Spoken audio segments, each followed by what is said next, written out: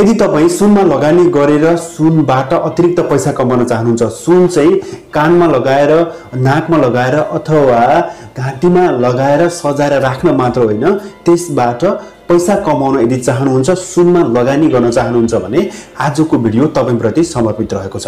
आजको यस भिडियोमा म तपाईलाई 10 वटा यस्ता टिप्सहरू बताउनेछु जुन टिप्सहरू चाहिँ बिगिनर सुरुवातको अवस्थामा सुनमा लगानी गर्न चाहनेहरूप्रति समर्पित रहेको छ। जसले यसअगाडि सुनमा लगानी गरिसक्नु भएको छ उहाँहरूले त पक्कै पनि जानिसक्नु भएको छ होला। त्यसैले यो भिडियो मैले बिगिनरहरूको निम्ति यो भिडियो तयार पारेको हुँ। नमस्ते साथीहरु, म हुँ तपाईहरुकै प्रगति उन्नति चाहने कृष्णचन्द्र बन्जारा। आजको यस लेटेस्ट भिडियोमा तपाईलाई हार्दिक स्वागत छ। आज म 10 वटा सुनमा लगानी गर्न चाहनेहरूका निम्ति टिप्स लिएर आएको छु। यो टिप्स जो बिगिनर हुनुहुन्छ उहाँहरूको निम्ति पक्कै पनि उपयोगी हुने नै छ। यो टिप्स प्रस्तुत गर्नुभन्दा अगाडि आजसम्म मेरो यस युट्युब च्यानललाई माया गरेर लाइक, कमेन्ट अनि सब्स्क्राइब गरिदिनु हुने तपाईहरु सबैलाई धेरै धेरै धन्यवाद भन्न चाहन्छु। आशा छ तपाईले पनि मेरो यो भिडियोलाई मन पराउनु भयो भने पक्कै पनि लाइक गर्न, कमेन्ट गर्न र सब्स्क्राइब गर्न पक्कै पनि भुल्नु हुने छैन भन्ने आशा र अपेक्षा गर्दै फटाफट म आजको टिप्स तर्फ लाग्न चाहन्छु। सर्वप्रथम त 1 नम्बरमा म तपाईलाई के टिप्स दिन चाहन्छु भने तपाईले आफ्नो माइन्डसेटलाई क्लियर गर्नुस्। सुनमा तपाई किन लगानी गर्दै हुनुहुन्छ भन्ने विषयमा तपाई स्पष्ट हुनुहोस्। त्यसपछि तपाईले सुनमा लगानी गर्नुको मजा बेग्लै हुन्छ। तपाईले एउटा सिक्का आर्जन गर्नुभयो सुनको र तपाईको साथीले चाहिँ 100 वटा अन्य सिक्काहरू, रुपैयाँका सिक्काहरू आर्जन गर्यो। त्यो 100 वटा रुपैयाँका सिक्का आर्जन गर्नेले तपाईलाई कहिले पनि जित्न सक्दैन। सुनको भ्यालु त्यो 100 वटा सिक्का भन्दा कयौं गुणा बढी एउटा सिक्का सुनको बढिरहेको हुन्छ। र सुनलाई चाहिँ भगवानले बनाएको पैसा पनि भन्ने गरिन्छ। त्यसकारणले पनि सुनलाई खरिद गर्नुपर्छ, सुनलाई कमाउनुपर्छ, सुनलाई आर्जन गर्नुपर्छ। भगवानले बनाएकोलाई चाहिँ आर्जन गर्नुपर्छ, मान्छेले बनाएकोलाई होइन भन्ने गरिन्छ। भगवानले बनाएको पैसा किन भन्ने गरिन्छ त सुनलाई? किनभने सुनको इतिहास मान्छेको उत्पत्ति भन्दा अगाडिदेखि नै सुरु हुन्छ। जब पृथ्वीको उत्पत्ति भएको थियो त्यतिखेरै सुनको उत्पत्ति भएको थियो र सुनले पैसाले भन्दा धेरै अगाडिदेखि मानव जातिलाई सहयोग गर्दै आएको छ। नेपालको कुरा गर्ने हो भने नेपालको रुपैयाँको इतिहास मोहरदेखि सुरु भएको थियो। त्यो 200-300 वर्ष अगाडिदेखि उत्पत्ति भएको थियो। तर सुनको प्रचलन त्योभन्दा अगाडिदेखि नै रहेको थियो। त्यसकारण तपाईले सुनमा किन तपाई लगानी गर्दै हुनुहुन्छ भन्ने विषयमा तपाई स्पष्ट हुनुहोस्। सुनले तपाईको संकटमा साथीको भूमिका खेल्न सक्छ। अन्य पैसाहरूको चाहिँ उतार चढाव आउन सक्छ, नोटबन्दी हुन सक्छ अथवा तपाईलाई अन्य संकटहरू आउन सक्छ। सुनले तपाईलाई सहयोगी भूमिका खेल्न सक्छ। सुन तपाईले खरिद गरेर तपाईले घरमा सधैँ देख्न सक्नुहुन्छ। जुन चीज तपाईले जहाँ तपाईले राख्नुहुन्छ त्यसलाई तपाईले हरेक दिन देख्न सक्नुहुन्छ। भलै सुनको मूल्य घट्यो भने पनि सुनको मूल्य घट्यो भन्दैमा तपाईले त्यसलाई बेचिहाल्नुहुन्न। तपाईले त्यसलाई सुनको मूल्य बढेको समयसम्म राख्न सक्नुहुन्छ। त्यसबाट प्रॉफिट पनि तपाईले कमाउन सक्नुहुन्छ। र दोस्रो नम्बरमा चाहिँ म तपाईलाई के टिप्स दिन चाहन्छु भने तपाईसित रहेको पैसाको कति लगानी गर्ने त सुनमा भन्ने कुरामा तपाई स्पष्ट हुन तपाईलाई म आग्रह गर्छु। यो कुरा चाहिँ तपाईले स्पष्ट किन हुन आवश्यक छ भने तपाईको लगानी योग्य पैसा भनेको त्यो एकदमै संवेदनशील अन्डा बराबरको हो। अन्डा चाहिँ एउटै डालोमा अटाउँछ भन्दैमा सबै अन्डा एउटै डालोमा हाल्नुहुन्न, 2-3 वटा डालोमा हाल्नुपर्छ। यदि एउटा डालो लड्यो भने अरु डालोको अन्डा बच्छ भन्ने गरिन्छ। त्यसैले तपाईले आफ्नो त्यो लगानी योग्य पुँजीलाई चाहिँ एकदमै संवेदनशील ढंगबाट विचार पुर्याएर लगानी गर्नुस्। सुनमा चाहिँ 20% सम्म लगानी गर्ने टार्गेट बनाउनुस्, लक्ष्य बनाउनुस्। यसरी विभिन्न सेक्टरमा लगानी गर्नुभयो भने तपाईले एउटा सेक्टरबाट नाफा लिन नसकेको बेलामा अर्को सेक्टरबाट तपाईले नाफा लिन सक्नुहुन्छ। मानौ कि सुनको भाव कुनै बेलामा घट्यो, सुनको भाव घटेको बेलामा तपाईले अब 20% सुनमा लगानी गर्नुभएको थियो, बाँकी पैसा शेयरमा लगानी गर्नुभएको थियो। अब सुनको भाव घटेको बेलामा शेयरबाट तपाईले प्रॉफिट लिन सक्नुहुन्छ। यदि तपाईसित धेरै पैसा छैन, थोरै पैसा छ भने तपाईले 10% मात्रै भए पनि सुनमा लगानी गर्ने लक्ष्य बनाउनुस्। यसरी तपाईले विविधता, आफ्नो लगानीको पैसालाई विविधता अपनाएर फरक फरक सेक्टरमा लगानी गरेर सुनमा चाहिँ 20% अथवा थोरै पैसा छ भने 10% लगानी गर्ने लक्ष्य बनाएर तपाईले लगानी गर्न म तपाईलाई आग्रह गर्छु। र तेस्रो टिप चाहिँ म तपाईलाई के दिन चाहन्छु भने तपाईले जहिले पनि सुन यदि खरिद गर्न चाहनुहुन्छ भने उपयुक्त मौकाको प्रतीक्षा गर्नुस्। तपाईको निम्ति उपयुक्त मौका धेरै हुन सक्छन्, जस्तो कि घर जग्गा कारोबार गर्न अलिकति राम्रो अवस्था छैन, अथवा तपाईले शेयरमा अहिले तपाईले लगानी गर्न चाहनुहुन्छ तर शेयरमा लगानी गर्दा पनि राम्रो अवस्था छैन भने सुनमा लगानी गर्ने एउटा उपयुक्त मौका हुन सक्छ। त्यो भन्दा पनि ठूलो मौका त त्यतिखेर हुन सक्छ जतिखेर सुनको मूल्य घटेको छ। त्यही मौकाको प्रतीक्षा सबै सुन खरिदकर्ताहरूले प्रतीक्षा गरिरहेका हुन्छन्। तपाईले पनि त्यो मौकाको प्रतीक्षा गर्नु आवश्यक छ। जब सुनको खरिद गर्ने मौकाको प्रतीक्षा गरिरहनुहुन्छ त्यतिखेर तपाई जुन देशमा हुनुहुन्छ र जुन देशमा तपाईले सुन खरिद गर्दै हुनुहुन्छ त्यो देशको आधिकारिक निकायले दिने सुनको मूल्यको उतार चढावलाई हेर्ने गर्नुस्। यदि नेपालको आधिकारिक सुनको मूल्यलाई प्रकाशित गर्ने सुनको मूल्यलाई सार्वजनिक गर्ने निकाय भनेको तपाई त्यो हेर्न चाहनुहुन्छ भने त्यो चाहिँ नेपालको सुन चाँदी व्यवसायी संघ एउटा आधिकारिक निकाय हो। त्यो सुन चाँदी व्यवसायी संघले उपलब्ध गराएको जुन मूल्य छ त्यो तपाईको निम्ति आधिकारिक हुन सक्छ र त्यही मूल्यको आधारमा तपाईले सुन खरिद गर्नुस्। सुनमा धेरै ठगीका धन्दाहरू हुने गर्छन्। त्यो भन्दा कम्ती मूल्यमा दिन्छु भनेर अन्य वेबसाइटहरुको भर पर्नु भयो र अन्य निकायको भर पर्नु भयो र अन्य ठाउँबाट खरिद गर्नु भयो भने तपाई पनि ठगीमा पर्न सक्नुहुन्छ। त्यसैले उपयुक्त मौकाको प्रतीक्षा गर्नुस् र त्यो खरिद गर्ने मौकाको प्रतीक्षा जुन गरिरहनुहुन्छ त्यतिखेर तपाईले आधिकारिक निकायको सूचनाहरू लिएर प्रिपरेसन गर्नुस्, तयारी हालतमा बस्नुस् अनि त्यसपछि आधिकारिक निकायबाट मौका आउनासाथ सुनलाई खरिद गर्नुस्। आजकल हरेक मान्यता प्राप्त र ठूला विक्रेताहरूको वेबसाइटहरू हुने गर्छ। ती मान्यता प्राप्त र आधिकारिक विक्रेताहरू को हुन् त, कुन संस्था हुन्, कुन कम्पनी हुन्, कुन पसलहरू हुन्, त्यसको लिस्ट बनाउनुस् र त्यसको वेबसाइटमा गएर हेर्नुस्। त्यहाँ गएर तपाईले के हेर्ने गर्नुस् भने सर्वप्रथम त तपाईले मूल्यको उतार चढाव हेर्नु पर्यो। त्यसपछि तपाईले दोस्रो कुरा चाहिँ उनीहरूले सेवा शुल्क कति लिन्छन् त्यो हेर्नु पर्यो। त्यहाँ सुन खरिद गर्दा त्यहाँ ट्याक्स लाग्छ कि लाग्दैन र लाग्छ भने कति लाग्छ भन्ने कुरा हेर्नु पर्यो। र अर्को 4 नम्बरमा चाहिँ तपाईले हेर्ने पर्ने कुरा के हुन सक्छ भने त्यहाँ चाहिँ सुन खरिदकर्ताहरूलाई आकर्षित गर्न के कस्ता स्किमहरू लिएर आएको छ भन्ने कुरा हेर्नु पर्यो।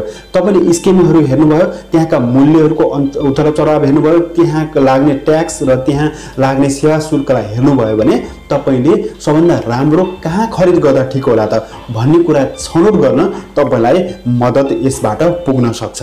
यदि तपाई ठूलो रकम लिएर दीर्घकालीन लगानीमा तपाई जाँदै हुनुहुन्छ अथवा त्यसरी ठूलो रकम चाहिँ म पछिसम्मको निम्ति लगानी गर्छु भनेर तपाईले सोच्नु भएको छ भने ठूलो रकम चाहिँ तपाईले ठूलै सुन जसलाई बिस्कुट पनि भनिन्छ, गोल्ड बार पनि भनिन्छ, पट्टी पनि भनिन्छ, ठूलो तपाईले खरिद गर्नुभयो भने त्यो चाहिँ तपाईको निम्ति सहज हुन सक्छ।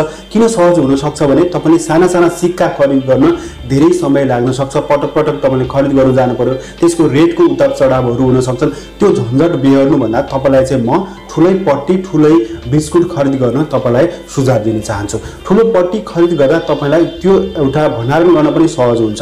धेरैवटा सिक्का भण्डारण गर्न अलि असहज अथवा त्यस्तै धेरै ठाउँ ओगट्न सक्छ। तर तपाईले ठूलो बिस्कुट खरिद गर्नुभयो भने तपाईले सानो ठाउँमा एउटा ठूलो बिस्कुट भण्डारण गर्न सक्नुहुन्छ। कुरो भण्डारणको मात्र होइन, तपाईको रकमको पनि हो र तपाईले दीर्घकालीन पछिसम्म म अलि समयपछि बेच्छु भन्नको निम्ति पनि यो सहज छ। तर तपाई चाहिँ सबै सुन बेच्दिन, थोरै मात्रै सुन बेच्छु, ठूलो रकम भए पनि थोरै सुन बेच्छु, पुरै सुन बेच्दिन भन्न चाहनुहुन्छ भने चाहिँ फेरि तपाईले सिक्का किन्दै तपाईलाई सजिलो हुन सक्छ। सिक्का तपाईले 100 वटा खरिद गर्नुभयो, अहिले चाहिँ म 50 वटा मात्र बेच्छु भनेर तपाईले भन्न सक्नुहुन्छ सिक्का खरिद गर्नुभयो भने चाहिँ। त्यसैले तपाईले सुन खरिद गर्दाखेरि आफूले कति रकम आफ्नो हो त्यो अनुसार योजना बनाउनुस्। ठूलो रकम हो भने ठूलै गोल्ड बार, गोल्ड बिस्कुट खरिद गर्नुस् र त्यो चाहिँ म आधा होइन म बेच्दाखेरि एकैचोटी सबै बेच्छु भन्न चाहनुहुन्छ भने तपाईको निम्ति ती ठूला बिस्कुट, ठूला गोलबारहरू तपाईको निम्ति उपयुक्त चोइस हुन सक्छ। यदि तपाईसित थोरै रकम छ तर र तपाईँ सानो लगानीकर्ता हुनुहुन्छ भने तपाईले साना साना सिक्काहरू कोइनहरू गोल्ड कोइनहरू खरिद गर्नु तपाईको निम्ति उपयुक्त हुन सक्छ।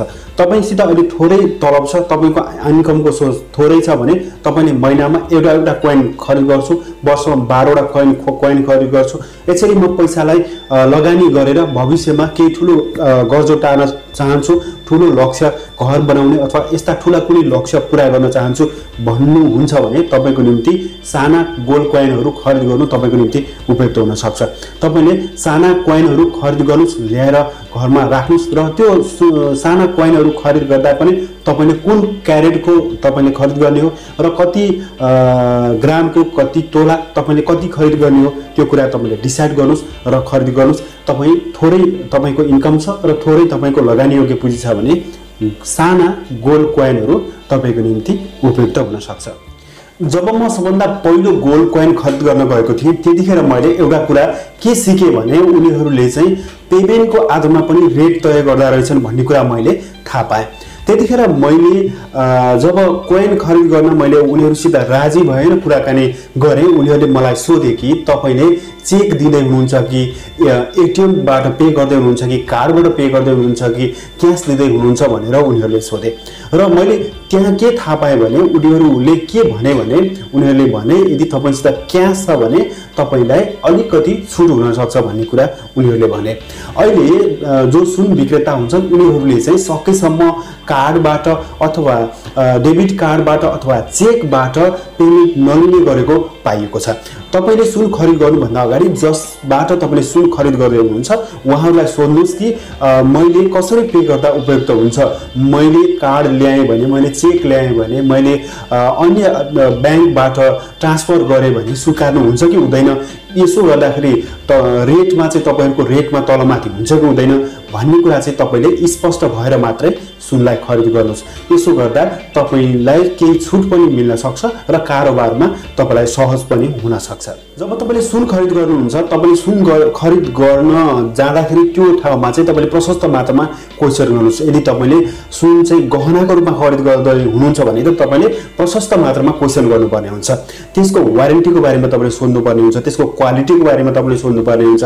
यदि तपाईले लगेको त्यो गहना चाहिँ त्यसको डिजाइन यदि तपाईलाई मन परेन भने एक्सचेन्ज हुन्छ कि हुँदैन, अथवा तपाईको त्यो डिजाइन चाहिँ पछि बिग्रियो भने बनाउन मिल्छ कि मिल्दैन लगायतका धेरै क्वेशनहरू तपाईले गर्नुपर्ने हुन सक्छ। तपाईले सुन खरिद गर्दाखेरि गरिएका क्वेशनका एन्सरहरुमा तपाई क्लियर हुनुभयो भने तपाईलाई त्यो सुन खरिद गर्दा मजा आउन सक्छ, त्यो सुन खरिद गर्दाखेरि फाइदा हुन सक्छ। यदि कुनै पनि क्वेशनको एन्सर पाइएन, डाउट भयो भने त्यहाँ तपाईले सुन खरिद नगर्दा हुन्छ। तपाईको अधिकार हो खरिद गर्नु भन्दा अगाडि त्यस बारेमा जान्नु, त्यो बारेमा बुझ्नु तपाईको अधिकारको कुरा हो। त्यो तपाईले बुझेर मात्रै सुनको बारेमा बुझेर मात्रै तपाईले खरिद गर्नुस्। तपाईले खरिद गर्न लागेको सुनको बारेमा तपाईलाई डिटेलली तपाईले जान्नु आवश्यक छ। त्यसको क्वालिटी, त्यसको ब्रान्ड, त्यसको चाहिँ लोगो, त्यसको त्यसमा लाग्ने ट्याक्स, त्यसमा लाग्ने अतिरिक्त शुल्क सबै बारेमा तपाई स्पष्ट हुनु आवश्यक छ। तपाईले सुन त खरिद गर्नुभयो तर त्यो सुनबाट प्रॉफिट चाहिँ कहिले लिने त? तपाईले धैर्य धारण गर्नुभयो भने तपाईले करिब 1 वर्षमा 33% सम्म प्रॉफिट लिन सक्नुहुन्छ भन्ने उदाहरण चाहिँ अघिल्लो वर्षबाट यो वर्षसम्मको उदाहरणले दिन्छ। अघिल्लो दशैं तिहारमा 71,000 मा किनेको सुन अहिलेको दशैं तिहारमा 95,000 भन्दा माथि को रेटमा त्यो सुन चाहिँ बेचेको पाइन्छ।